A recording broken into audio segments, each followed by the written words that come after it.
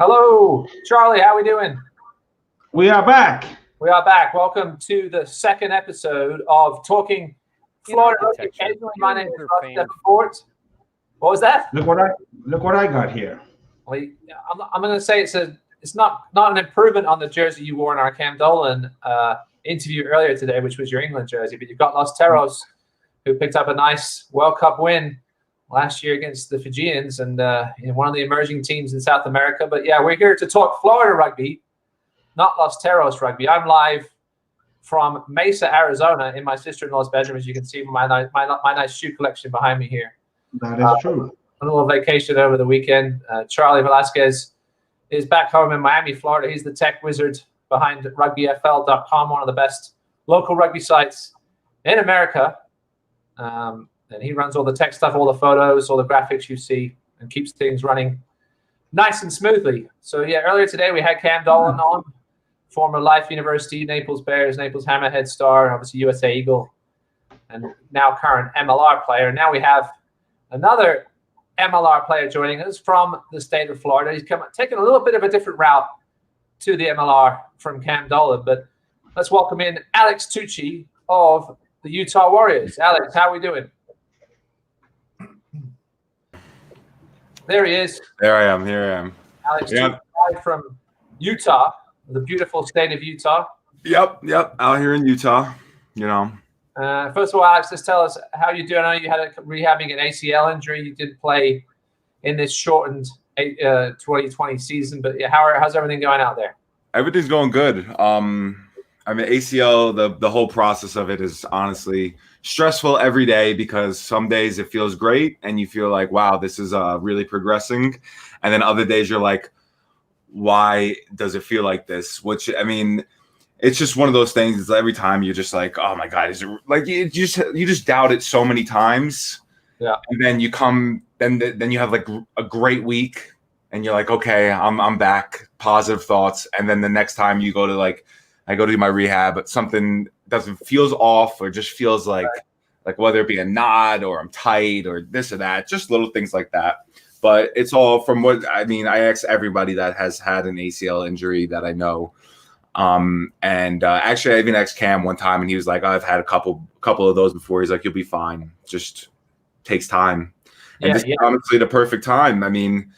If someone would have told me the season would have been canceled because of a deadly virus, and when it happened to me, I would have told you you're crazy and get out of my face because that's just going to really anger me. And look what happened. Well, on the screen there, you can see a bit of Alex Tucci's history. Started playing rugby with Weston, which now has obviously turned into OKAPI Wanderers. We'll get into a little bit more of his story between 2007 and 2016. Came back to rugby with OKAPI Wanderers, then went off to Ireland for a little while with Gorey, now a prop with the Utah Warriors, although he loves to carry that ball. Now, how did you end up with the name Slim? I see the name Slim. The Slim name, when I was younger, it's super embarrassing, honestly. Like no one really knows about it, but I used to I forgot, I used to when I was like at least like 10, 11. I used to like Insane Clown Posse, this because they used to do backyard wrestling. Like the backyard wrestling I was huge into. Like it was always on like pay-per-view back in the day. Like it wasn't like WWF or WWE. And I was like, what would be a cool name to and I was like Slime. Like I wanted to become Slime Tucci for whatever reason. I don't remember the exact reason. And I spelled slime wrong because I forgot to put an E. It's Slim Shook. And I just kept writing Slim Tucci on all of social medias and stuff like that. It was like MySpace back in the day. And then somebody called me it one of my friends, I think Russell, called me it, kept calling me Slim. And I was like, well, I might as well just keep it. And it just kind of just progressed into, once Instagram became a thing, it kind of just progressed into the Slim thing, So That's an awesome story. Just please tell me you're not still a juggalo. We don't consider No, you. I'm not. I'm not a juggalo anymore. Okay, good. Man, that's a dark moment. That's a story that only a few people know. Well, yeah, probably still only a few people know, but that's all right. They've come in to tune in and they found themselves with a very entertaining story about that nickname. Now, It's so originally from the Bronx, you ended up in Florida, I think it was a teenager, you said, and then tell us how you ended up coming about rugby. So I moved to Florida from the Bronx. I mean, to the Bronx. I moved to Florida from the Bronx when I was 12 years old. My mom asked me what I wanted to be when I get older, and I was like, I want to be a professional athlete of some sort. I used to play baseball. Got to Florida, was playing baseball all year round because it's sunny and hot. So she was like, this is the perfect place to groom a baseball player. I remember I would beat out ground balls on the infield all the time and I was a big kid. And my coach, one time I walked in the dugout and he was on his phone. He wasn't even paying attention. He was just sitting there on his phone. He was just like, go play football. Like that's all he said to me. Go play football. I was like, okay. Ended up trying out for football. Football was a good, like fun and stuff like that. Like I had a good first season on JV. Got moved up to varsity, and then the season was over. And my friend Mikey Roman hit me up and was like, "Hey, do you?" He's like, "You want to play rugby?" And I was like, "Rugby? What's that?" And of course, the same video that everybody's seen, the "Here Comes the Boom" video on YouTube. It's probably got trillions of views by now. Right. I watched it and I was like, damn, this sport looks crazy. Let me go give it a try. I remember I went to the Northeast Nomads. They had a scrimmage against who the hell were they playing? Taravella. Yep. They were playing them. And I was like, and my coach at the time, Josh Cross, Lucas Bostroki was on that team. There it is. That's the Weston Lancasters. It wasn't Weston High School. Weston was we were just called the Weston Lancasters. For whatever reason, I don't know why in rugby teams pick just off the wall names sometimes. Especially in Weston, apparently. Yeah, the Weston Lancasters. A Lancaster is a World War II bomber. And anyway, so I tried it out for I went out for my first game with that. I was like on the northeast side. They subbed me in. They just were like, listen, we're going to give you the ball right up the middle. We're going to pop you it, and you're going to go. So I got the ball, ran over a bunch of people, and then I fell on the ground, got tackled finally, and I got up, and I was like, damn, this sport is awesome. I was asking Cam this question too. Now, usually when you start rugby, they just tell you, hey, this is the position you were going to play. And obviously, you were playing prop back then because I know at the high school level, if you're a good athlete like you and could run with the ball, they want to get that ball in your hands. So where did you end up playing most of your early career? So I played prop the first season, I want to say. And then, I was I don't even remember if it was tight or loose, to be honest, because I don't think it really even mattered back then. But I played prop, and then I think after my second season in high school, so that was my sophomore, my junior year, my coach was like, let's move you to 8-man to like really get the ball in your hand more. And then my senior, I played outside center. Because they were like, my coaches for football were like worried that I was going to get injured playing rugby, and this was the way around not getting injured, not playing in the forward. So they were like, we'll just play you at 13 and just let you just run the ball and score for us. But when I played with the first installment of the Florida Juice, actually with Cam Dolan. Yeah. My sophomore year, I played prop for them as well. I liked it back then, honestly, a lot more because it was the touch, pause, engage, no binding. I got to throw my whole body into somebody, and it kind of worked hand in hand with football. Yeah, and obviously mentioning football now, I know Cam played a little bit of football in high school, but you were obviously a serious football player. You ended up, playing Division I ball at Colorado State, and you also were allowed to play rugby there. Yeah. Talk about the conversation you had when Colorado State were obviously recruiting you. You said you still wanted to play rugby. I mean, so with Colorado State, I got to Colorado State, and then the rugby team hit me up. I'm pretty sure Ryan Walker is he was the captain of like Colorado State, does all their social media, everything. He hit me up and was like, "Hey, can you play rugby for us?" And I was like, I gotta ask my coaches. Asked my coaches, they were like, "Nah." So I was like, "Damn, I'm not gonna be able to play rugby. Like, whatever. I'm here for football anyway. It doesn't matter." But when I was like, because I transferred from Colorado State after 3 years, but when I knew I was transferring, I hit up the rugby team right away, and I was like, "Hey, I could play a season of rugby before I transfer. And yeah, that was a ton of fun, honestly, because I mean, the difference from high school to college was, I mean, you have your first ever like rugby house, you know? Oh yeah. So they had like a place called the Commune, and it was just really cool to like kind of bond and be like, I went from a football player to a rugby player in college, and it was just like, it was a cool like transition. I don't know, like, you know? So it was a lot of fun. I got to play 8-man, which is like my like ultimate preferred position in rugby. I think it's just, I get to showcase a lot more of what I get to do. But prop is fun. Prop is fun because it's like something like that. It's so hard to get good at. Oh yeah.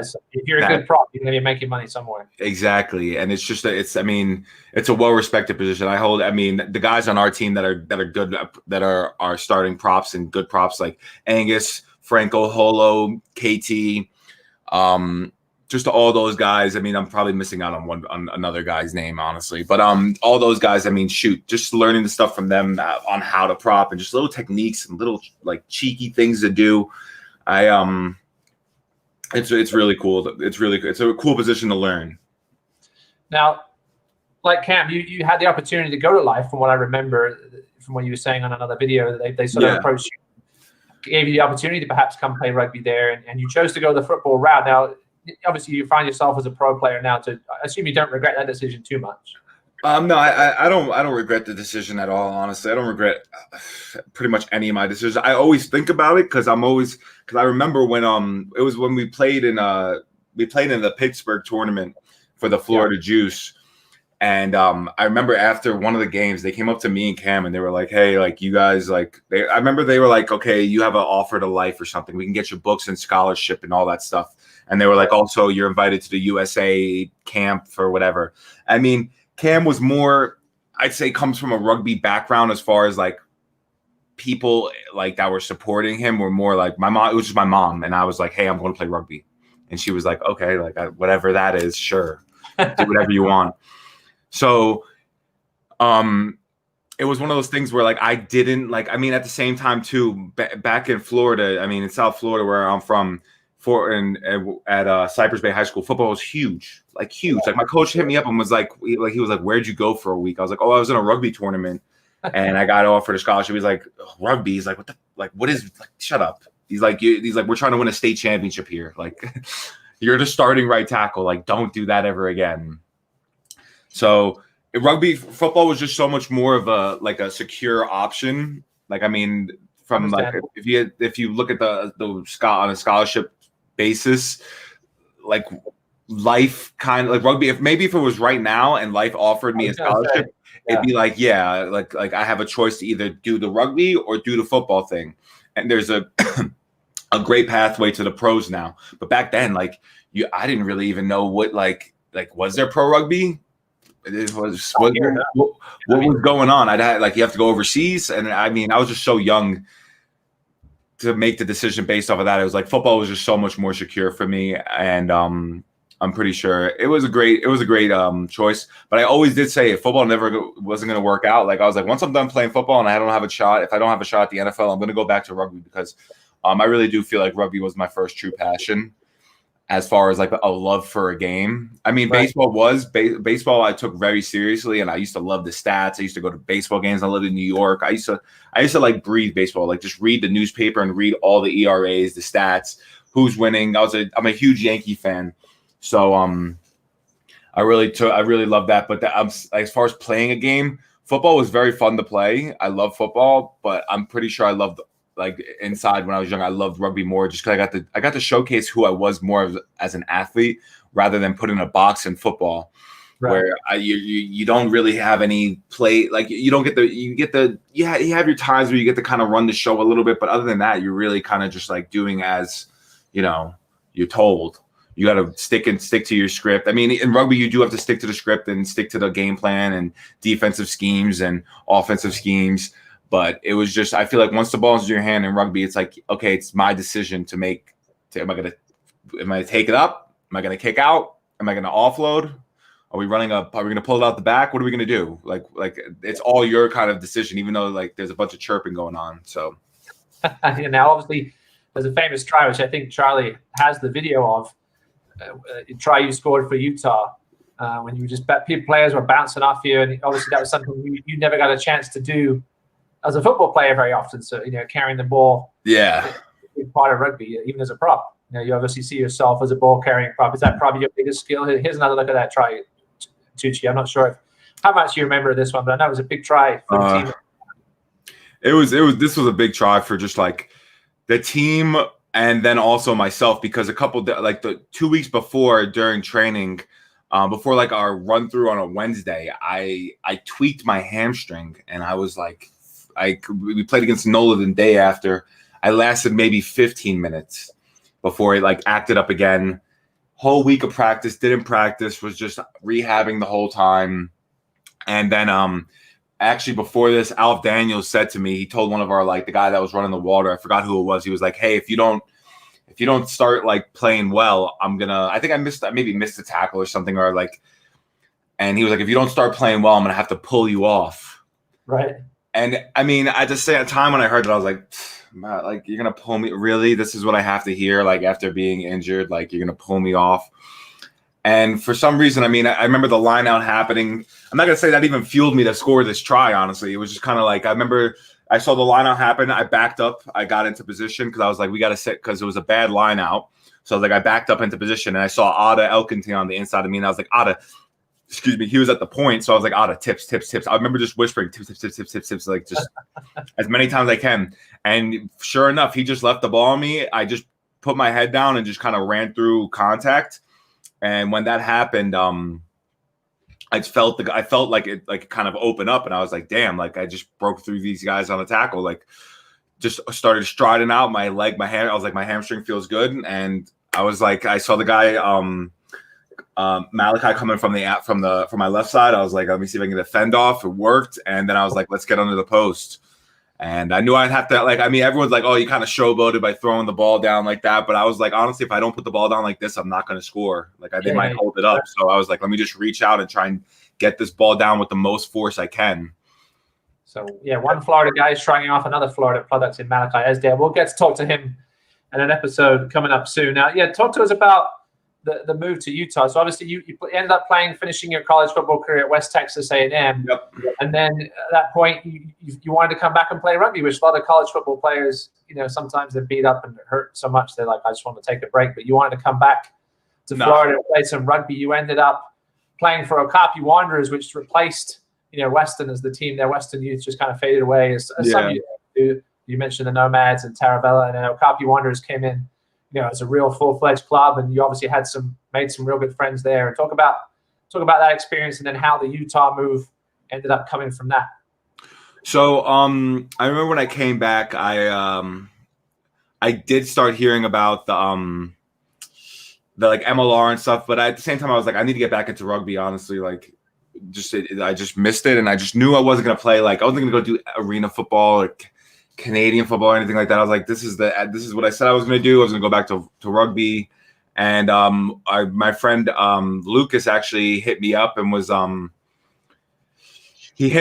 and told me that he's like, you should come play for OKAPI Wanderers. There's a new club in town. I'm not going to be playing with them. I'm going to be moving somewhere for it. So I was like, okay. I went out, tried out. Went to one of the practices and met Matthew Hayden and Mariano and Gavin and all them and stuff like that. And they were like, what are your kind of goals for rugby? And I was like, I want to play pro. And they were like, oh, okay. That's a big thing to say, just coming back from playing football, and I haven't played rugby for a couple of years. And I was like, just believe me. And they were like, what position you want to play? I was like, 8-man. They're like, 8? Oh, you look like a prop. And I was like, I'm just telling you, put me at 8-man. You'll be pretty happy. And we had some great training sessions leading up to our first couple games. And then I remember we played against Naples or something like that, and I was at 8. And after the game, Matt came up to me, he's like, Matthew Hayden, he's like, yeah, he's like, we're gonna make you the best 8-man in the league. He's like, that's what you're doing. It was pretty funny. But I was playing with them, was pretty cool. I played with a bunch of guys that I played with in high school. We got them to come back and play. Devin. Nice. It was a lot of fun, honestly, to play with OKAPI. Met a lot of new people. Brett, I mean, there's so many people. Steven, the Fernandez, Jerez Fernandez twins. I played the high school with them. So I mean, it was like it's the good thing about Weston that I really liked a lot about it is that they have such a good foundation, you know, between all the young kids and stuff. Like I got to actually do a couple camps, not camps, but like over the summer, Gavin ran a camp and he would have me like kind of step in for him when he couldn't make it some days or when he was busy. So I trained the kids and just, you know, it was just pretty good. It's just cool how they have it all set up throughout, and it's all set up from all levels. And I think that's what's really great about the club is that when these kids start growing up and start coming back, you know, you're going to have really good club rugby in Florida with OKAPI, I believe. Because a lot of clubs, I mean, don't really, it's kind of sometimes they don't get the numbers or they don't have the proper setup internally. And that's that from what I've seen when I played in Ireland and everything like that, that's where it starts, is with the youth, and it builds us all the way up to the top. Because a lot of those guys, you're like, I played for this club when I was younger, you know, and now they're back playing when they're older. Yeah, no, definitely. They're definitely on the right path. You know, it's going to take them a little time to get the success at the senior level. But eventually, you know, this is how a club is run, how the clubs are run around the world from bottom to top with the youth all the way through the adults. Now, obviously, talking Cam, I had spent some time in England, and I know a lot of top players in Florida have gone to play in New Zealand, Australia, etc. You ended up going to Ireland, playing for Gorey. Yeah. About that experience and how that went. Is that something you'd advise any rugby player in Florida to do if they can get the chance to go play overseas? 100%. I'd say that's if you want to get. I'm not trying to say anything bad about American rugby in an instance, but it's honestly, it's just not at the level, like the club level. Sometimes, like especially in Florida, it's very hit or miss in the things of like competition you're going to be facing. If you really want to get better at a sport, you got to play against better competition. That's just the facts of it. Whether you leave your state and go to a different state like California or Colorado in this area, the West Coast, playing the PRP, or if you go up north to the like Northeast and playing those in that league, and it's just, I just feel like better competition, if you want to really improve your rugby skills, is only you got to go somewhere else. And when Steven told me we had the chance to go over to play in Ireland, I thought that was a great move, just because everybody, like, it's their American football, you know, it's their baseball. They're playing that the thing is, when I went to Ireland, I was like, man, some of these guys aren't that big or anything like that, but they play, they tackle, they hit all the right way. And like line breaks aren't big out there, and especially in Ireland, it's a very defensive coached, defense strong country. I feel like a lot of the teams, they have very good defensive structures, which you don't really get too much in club rugby in America. Right. And it just honestly helped me out my game a lot. I mean, when I went there, I was able to jump in lineouts as well. So I got to do things that like I really wasn't familiar with. I got to play second row, so it kind of like opened me up to a lot more things in rugby. And just the coaching alone, like it's not like it's pretty serious, you know. It's not like it's not like it's a social club, but at the same time, they take it very serious when it comes to practice. And it was just nice to go out there to go out to practice and have more than a 15 and 4 other guys, you know, like, so it was nice to have more than 20 people at a practice for once. So, I mean, I'm not trying to throw shade on anything. Like, I'm not trying to throw shade on anybody back home in Florida or all over the U.S. for that matter. You know, those guys, you know, the 90% of those players grew up playing rugby from the age of 5. And until we get to that stage here in the U.S., we're always going to be a step behind. Exactly. So I going out to Ireland, it helped me out with my rugby a lot. IQ wise, I mean, just learning the game. That's what my thing was. I was like, I'm going to go to Ireland. I'm going to learn the game even more, absorb myself in their style of rugby. I mean, we always would try and play a formation of rugby, with OKAPI, but it would always kind of fall apart. And it was nice to play in a system where it was like, okay, we got pods, we have a fly half that's, you know, distributing and stuff like that. So it kind of got me ready for the MLR. Like, I mean, 100%. Awesome. Yeah, let's talk about MLR. You're now in Utah, which, you know, for those of you that know your rugby history, you know, big Polynesian population there. How crazy are those Utah fans? They have the reputation of being just absolutely rugby nuts. Oh yeah, That's something you really soaked in. Yeah, I've embraced it pretty well. I'm actually looking at our stadium right now, and I have a beautiful view of it. So I get to always remind myself that this is why I'm here, and the reason that I'm here is to play eventually back on that field and bring W's and championships here.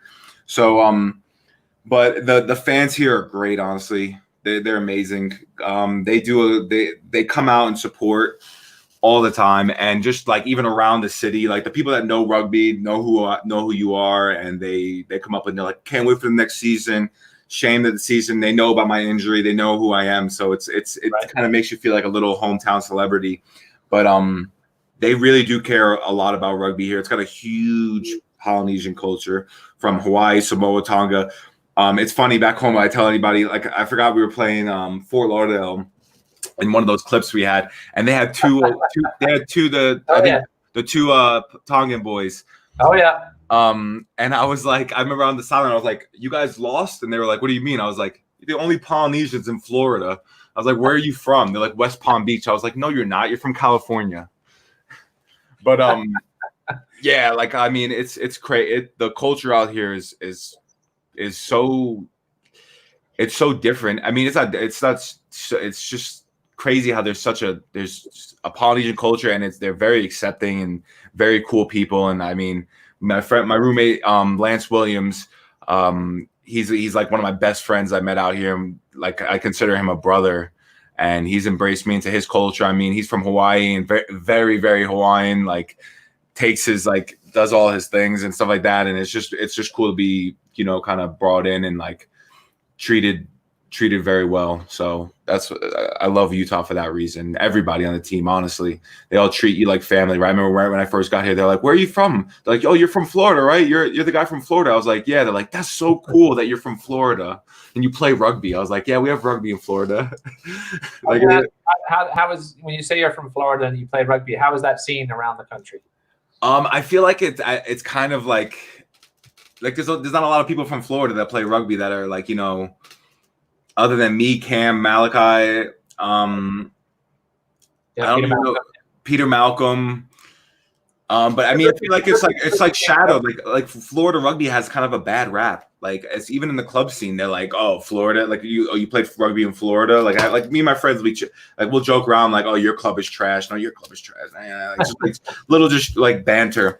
And they seriously, they hate on Florida rugby, and I can't wait for Florida rugby to become like a powerhouse because there's so much talent in Florida. It's just everyone needs to learn to really. We got to put more work in, honestly, like outside of the normal practices, like kind of like embrace it. Yeah, you got to have the management coaches in place like OKAPI does to be able to do that. Yeah, exactly. OKAPI's doing a great job. Tridents do a great job. Fort Lauderdale does. Sometimes they fall off a little bit, but I feel like they have such a good supporting staff. Fort Lauderdale, like that whole I think Florida needs to bring back Ruggerfest and make it a serious thing again. Yeah, Ruggerfest. We talked a bit about Cam about the representative stuff. Get North playing the South and get Florida. Get not the juice, but a program, an adult program similar. Florida representative side on the 15s going. We've had the 7s a little bit over the last few years that have had some success, out in Vegas, but we really need to get the 15s. And perhaps this is the time to do it, with the national championships out the picture, at least for a couple of years till USA Rugby kind of figure themselves out. You mentioned Gavin McLeavy earlier. Talk about, he's one of those shadow guys that in the shadows in Florida, but does a ton of work that really doesn't get recognized. He's obviously been a big part of your success at the pro level. Talk about what Gavin means to you. Gavin, I mean, has helped me out a lot. Like as far as I'm pretty sure he's the one that handed my tape to Kimball, our owner, and I'm pretty sure it was in the elevator. He told me and handed him the tape and basically was like, he saw he had an MLR hat on and he was like, "Oh, I got a guy for you." And he was like, "Oh, you got a guy for me?" He's like, "Yeah, this guy gave me the tape." But Gavin's always been there. Gavin's helped out a lot. It's just that he's so persistent on getting. He works with the American the scholarships, the ASM, I think, and he does a good job over there of getting kids scholarships, and that's he's done a lot for the youth. I mean, especially in Weston, getting training sessions and stuff like that. He's a busy man. That guy he's up early in the morning doing that, and then up late friggin' training the kids. Still playing, yeah. And then comes on Saturday, doesn't come to practice all week. Saturday, he's like, I'm gonna lace up the boots and go out there and play. And he does. It's crazy. The guy doesn't stop. But he's helped me out a lot with getting me to where I need to go. So all the people in Weston, honestly, I tip my hat to them. I thank them for that a lot because they really did help out a lot. Yeah, And that's for sure. I mean, I can go on for days about it, but it's just so much. I mean, shoot, we did a lot. We did a lot of things. They helped out a lot of things. And anytime, I mean, I try and push anybody for rugby to go play for OKAPI as much as possible. Hopefully you can stick around in MLR. When we get the Miami team in 2022, we can get to see you play live. Now, that's the only team I said. That's the only team I ever said I would leave Utah for. Honestly, there you go. I mean, it sounds kind of messed up, but I mean, I love Utah to death. Honestly, mostly because they've helped me out so much through my entire ACL. I mean, they've been so supportive of me. Like anything I need, I can ask. It's not like I'm pressured into it. They take care of me out here. They take care of all the players out here. Anybody that plays here, they get taken care of well. And I feel like I owe them a lot for especially sticking with me through the ACL process. I tore it when I was at home playing touch rugby by myself. So it's like it's one of those things where they could have said they could have been like, all right, you know what, like we're gonna have to just let you be, call us when you get back to being healthy. But no, they were like, Kimball was like, listen, come out here, get rehabbed, and we can't give you a contract, but we can help you out with housing and rehab and all that good stuff, and you'll still be a part of the team. So that was an easy. I took that offer right away because I was like at home, kind of like just like, all right, I got this. I was actually gonna train with Pete Bomarito. He's like an NFL trainer. Right. I was going to go to his rehab facility, which would have been a great deal, honestly, to stay home and do that. But it was like, I'm at my mom's house. I don't even have a bed here. I'm sleeping on the couch. It's very small space right now. I feel like a loser. I'm like, I have 2 jobs lined up that I can work. And then I was driving home from the gym and I was just like thinking of all this stuff at one time. And then I got the call and that's what they offered me. And I was like, let's go. Because before I tore my ACL, I actually signed my new contract with Utah, and I was like, "This is awesome! Like, I'm so happy." I was like, "Let me go get a run in, go play some rugby, get some touch going." And the floor it always happens, playing touch. Never. I honestly, I said, like people are like, "Oh, when you get back, when you get healthy again, you're gonna play. You play for like a club in like November or anything?" And I was like, "No, I'm not doing it. I'm not doing it. I'm not playing anything." Unless it sounds selfish, unless I'm getting somewhat of insurance covered, like if there's insurance covered through it, or I'm getting paid, because it's at the point now to where I can't be stupid about it. You don't see NFL players or any other players like just like going for a pickup game of football or anything. You know what I'm saying? No. So that's the way I see it. Yeah, in the pre-interview we talked about, you tell people you're a professional rugby player, but in the MLR, there's really only a handful of guys that are actually true, full 100% professionals. There's a ton of guys like you on these teams around the country that are part-time rugby players, professional, getting paid, yes, but they also have another job on the side. I know it's the same with rugby ATL. Yeah. Talk a little bit about that process and how your squad is composed. So we have a group of guys that are full-time, a group of guys that are part-time, and then a couple guys that are not getting paid at all, but they still get to come participate and stuff like that, and are on the team essentially. So I mean, when the first 2 years, I was on contract. I was like considered full time, which is nice and stuff. But at the same time, I mean, it's not a salary that you can honestly you don't get. It's nice getting to be like, oh, I'm a professional athlete. I'm getting paid. Sure. To play rugby, but at the same time, the pay isn't livable on to that extent. So it's nice to have a second job. You see a lot of guys, even our full-time guys, they all have other jobs. Most of them because they have families, they have kids, kids and a wife that want things, that need food to eat. So that's your number one responsibility in the end, right? Yeah, that is true. Need to get them kids out there, make sure they have a better life for sure.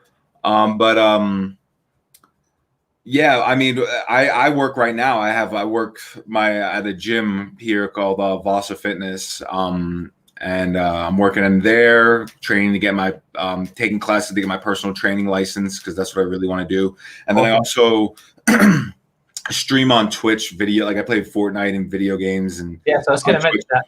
You're not professional out there yet, though. No, I'm not professional out there yet, but I mean, it's just another, like for me, I mean, it's something I've always wanted to kind of do once I found out about video games and I mean, not video games, but streaming them. I was like, that would always be super cool to do. And especially to earn money off of it, it's pretty awesome. Even if it's like the way I see it, if I make $5 playing video games every couple nights, that's more than anybody I know making video. You know what I'm saying? Like $5, I'll take $5. I can get a gallon of water and a Bang energy drink and be set for the day. But we talked to Cam about rugby video games, just how he played them when he was growing up, and we just talked about how bad they are. So it's not something you think you do anytime soon. They need the big one of the EA Sports or like 2K. They need to just figure out how to make a rugby game just for the few of us that want one. You know, I got Rugby 20. And I've had Rugby Challenge 3, the Joe Nalamu ones, and Nalamu was the best one, I think. Yeah, and then the Rugby 21, the new one that it's not a bad game. It's just some of the mechanics you're just like, what? Like, there's no way that guy's covering that tackle, or it's a fun game. I'll say that, but they just need to figure out the mechanics more. And like, sometimes they don't have the rights to like a certain team, and it's like come on, they're not gonna. How do you guys not get the rights to the New Zealand All Blacks? You got to have some like wannabe New Zealand team, like fake one or something, you know?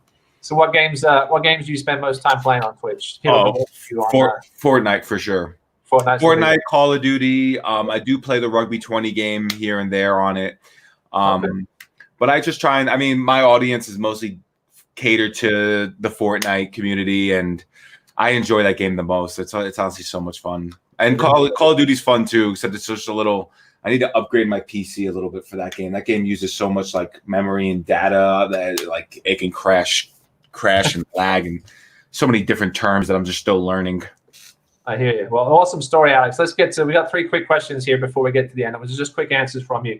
Yep. You're a prop that likes to carry the ball. Would you rather run a guy over or make a bone crunching tackle? Oh, run a guy over. Now, I was doing a quick Google search of Tucci in Utah, and there's a Tucci's Italian restaurant in Salt Lake City. Have you been there? Yes, I have, actually. The owner, we walked in. Me and my mom went for her birthday when she came to visit the first year. Actually, funny, before, if we have time. So yeah, cool. I flew into Salt Lake. I was staying at an Airbnb, very sketchy, very weird part of Utah, not going to lie. I was looked at the morning after, the night before. I was like, I need to find a gym, and I need to find a place to get something to eat. So there was a Whole Foods and a 24 hours right next to each other. I was like, awesome.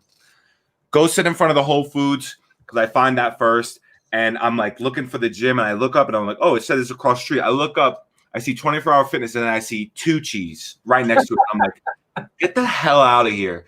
Like this place is meant to be. There's a Tucci's Italian restaurant. And me and my mom actually went when she came to visit.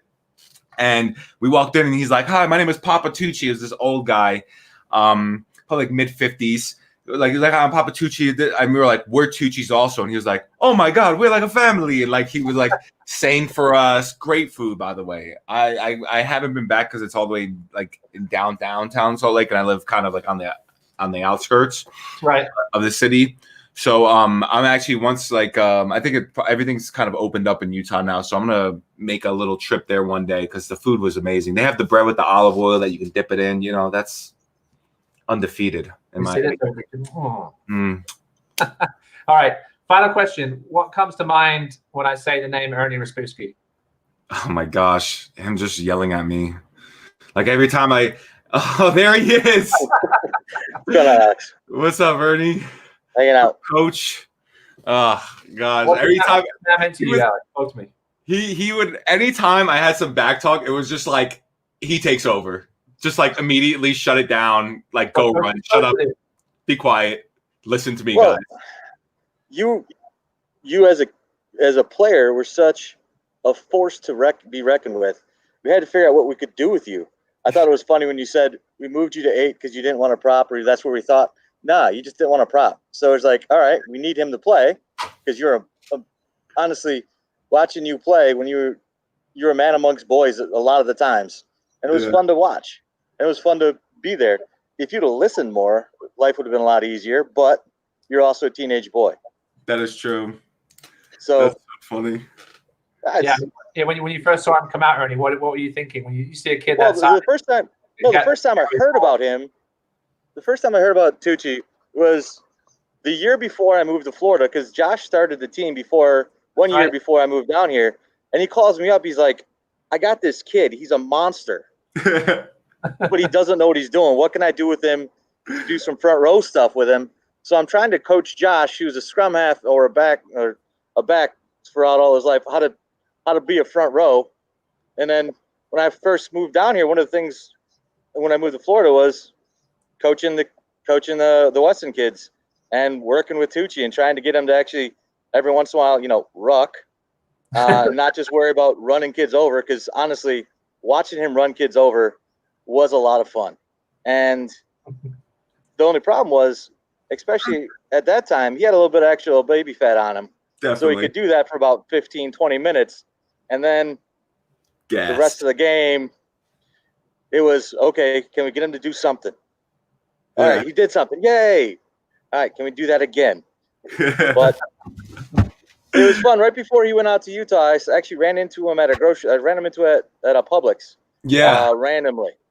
And he looked much better. He was looking like a full-on adult, making really good decisions. And it's been fun watching him from my perspective and using him, because in my geography class, I do a lesson on rugby every year, and Tucci's now in my slideshow, which is kind of fun to have.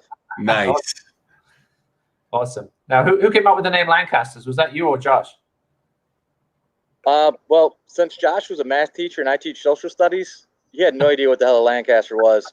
And he wanted something English inspired. I was like, Lancaster, cool bomber. Let's go with that. He's like, yeah. Yeah. We did change it to the Wolfhounds, but it was Josh. Josh was, I will give him full credit on that. I just remember the jerseys coming from like Argentina or wherever they came from, and they were like the weirdest like color. Like the name was just off colored. They tried to like match blue and green or blue and yellow together, and it just turned into green. It was one of the things that trying to start a rugby club with a lot of really good intentions and not a lot of money. Yeah. So, I mean, the jerseys worked. They did. We did eventually get better jerseys, but still, it's one of those things. It's when Josh and I were trying to run the club, it was Josh and I running the club. Definitely. And he was a teacher. I wasn't even teaching yet. I was subbing and doing everything else. So I was trying to make ends meet. And then, I can't tell you how much money I spent driving from out east to out to Weston twice a week. Yeah, that is the drive. But it was, it was fun. I had a great time doing it, and a lot of really good kids came through the program. So it's one of the things it's one of the things that we're going to get back into, because my wife wants to get back into it. But right now we've got a 3-year-old, and I'm getting my master's, and actually right now my mother-in-law lives with us too. Hopefully she's out in a week. Like a babysitter, though. What do you got? A living babysitter. What do you? Love to see you back out there. I mean, obviously, you saw Alex go away to play football. Did you think he would come back to playing rugby? Oh yeah, 100%. I did, because I knew he loved the game. It's not something the kids lit up when he got a chance to play. He whined at practice. He whined about running, but when he got a chance to play, you could tell that's what he wanted to do. And playing football, he was a very talented footballer. He had great size, but all he was doing was blocking. Yeah, he wasn't even getting to hit people really. Wasted talent. That wasn't what he wanted to do. Yeah, he wanted to hit people, and we wanted to run the ball. As soon as he got a chance to pick up the ball, you knew that's all he wanted to do. And I could get that. Now, listen, part of doing this video series was to just sort of talk about the history of the teams that people don't know about, and how these guys have got to the top level. And it's not always a straight path. We had Cam on earlier. went the sort of traditional path through life, and then under U17s, U18s Eagles, and then obviously to play pro. And then Alex, went a completely different way, but is still playing at that same high level and representing Florida. Is amazing. I think the Tucci's path is one that's really impressive, only because he was doing it primarily with one parent supporting him, and he had to pay for a lot of stuff himself. He had to work for a lot of stuff himself, and it's one of those things. It's like it's been really fun watching him do it. And if the United States had a better system, a kid like Alex wouldn't have to worry about making that decision to go with the game he was really good at or a game he actually loved to play. Yeah. Because he went with football because like you said earlier, it was a safer choice. It was the one that made the most sense. Yeah, man, I think we've come a long way since then with, now a number of schools, even just in the South, that are offering scholarships, giving a lot of opportunity to the Florida kids. And I think we're on the right path, and I'm hoping this sort of time off, it turns out to be a blessing when it comes to perhaps getting representative rugby back going again. Now, we'd love to see you back out on the sideline, Ernie. I know you've obviously entrenched in the teaching world now. More than I care to think about sometimes. Listen, we appreciate everything you do. Obviously, what you went through at Parkland was a scary time for all of us, and we'd love to see you back out on the rugby field soon. Well, that's one of the things. Give me another year or so to get my master's done, and then my son will be old enough where I can actually bring him around and not have to constantly be watching him. There you go. We got getting FAU women going again. We get you involved in that somehow. I've talked about getting the high school. I mean, the high school girls. They've started to. It seems like they take one step forward and two steps back in the South Florida side of things. But they've got some girls out there that are especially talented. That's one of the things that some of those on as we go through the Andrew season. wants to get back into it too. Awesome. Well, I appreciate you guys. Before I go, what are your thoughts on referees? We're going to have 4 Florida referees on next week who have gone on to greater things. Khalil Harrison, Haley Slaughter, Cisco Lopez, and of course Lex Weiner, who Alex you may have seen on the MLR circuit. So be sure to tune in next week. I don't remember you two particularly being referee yellers, which is probably a good thing. I'll say one thing. I do just need referees to go and scrum in a game. Yes. Go prop in a game against learn the dark arts. Go learn the dark arts. Oh yeah. Harrison and Weiner, I know them both, and I know Lopez. I don't know Slaughter, but Harrison's out here all the time. Wait, he lives out there now. He moved. I was gonna say he's married out there. I see him all the time. I see him for MLR games and stuff. Haley's the only one still in Florida. But she's doing great work on the administrative side of things, and she's going to be our referee development officer. So yeah, be sure to tune in next week to hear from those 4 about their refereeing expeditions, which you get to travel around the world on somebody else's dime and enjoy the game and be involved at the highest level. But you two guys, hey, Alex, I appreciate you taking the time to chat with us today. No problem. It's been awesome. Great. Good luck with there's Charlie back on with us, and thanks for his behind the scenes work. Good luck with the knee. I know Lance also got hurt, right? Didn't he, right before the season? ACL as well. We're gonna stay out. Everybody else supposed to stay out. No parties at that apartment. We've gotten a couple noise complaints and one more noise complaint and we're evicted. So it's been very quiet, other than me yelling at people on Fortnite.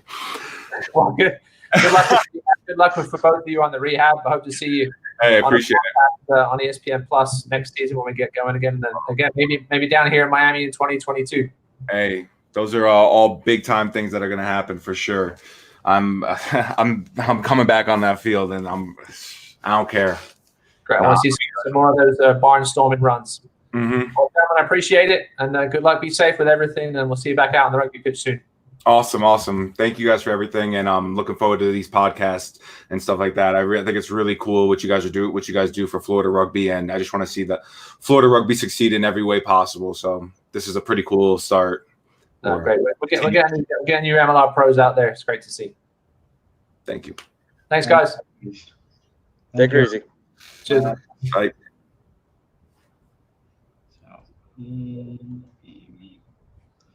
Okay, so now it's. Thanks, Ernie. Thank you, Ross. That was great. I'm adding Ernie back, but yeah, seriously, Ernie, we're getting FAU women going again. So Again, give us a little bit. But yeah, Andrew's definitely keen to get back out too. Get something going out West Broward with the girls for sure. So, and again, I miss large chunks of it because running a successful program was a lot of fun. It was also a lot of work. Oh yeah, no, miss that. All right, I appreciate the opportunity though, guys. Yeah, cheers, Aaron. Yep, bye. See you, bye. So we'll see everybody next week with our referees. That should be fun. You can send questions for them. We'll put them on screen. And I think it's very important to listen to referees and get their viewpoint. Just like those two with Cam and Alex, 4 different journeys to the whistle, and where they've gone with that. They've all gone around the world, from Dubai, on the 7th Circuit to Las Vegas, and as I said, somebody's always paying your airfare, and you're giving back to the game. It's an awesome thing to do. All right, Charlie.